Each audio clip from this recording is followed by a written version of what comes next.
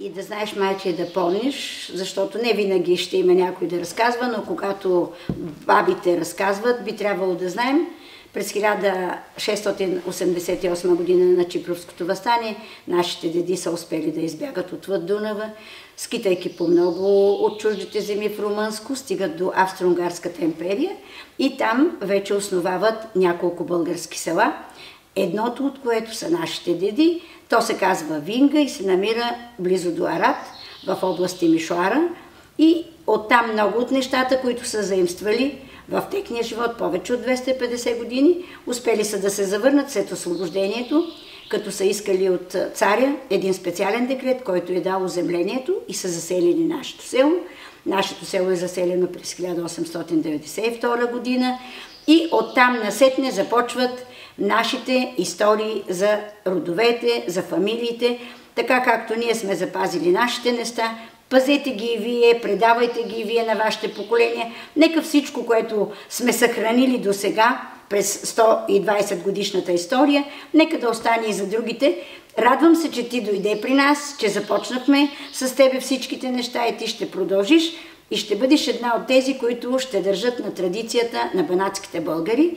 Предполагам, че си запомнила много от нещата, които сме правили, било в сватбения обичай, било в другите празници по Коледа, и се надявам да запазите това за следващите поколения, за да го има и да се знае от всички вас какво е било и какво ще бъде. Това е задачата, която ви поставям аз. Вече 55 години работя и се трудя за тази идея да запазим нашето родното. Надявам се вие да го продължите и ще се радвам на това. Не сме забравили да кажем и какво правим, нали така? Правили сме големи самуни хляб. Сега вече правят много по-мънички, но това, което е запазено в нашата асеновската традиция, е шарения асеновски козунак. Надявам се вече всички да можете да го приготвяте, защото той е нашата емблема на фестивала. Фестивала вече 14 години се провежда, всички много го харесват. Надявам се, че ще продължите да правите и това.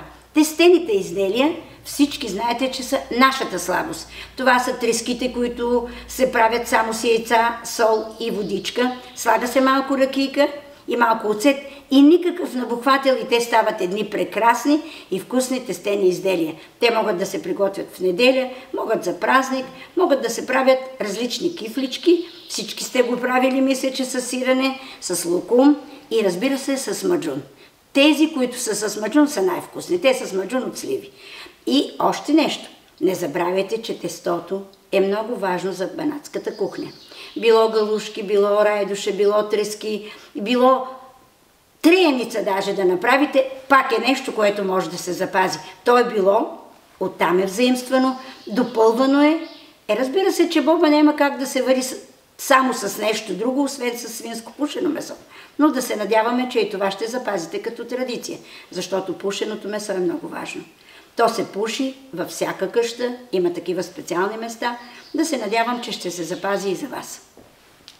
Много интересно.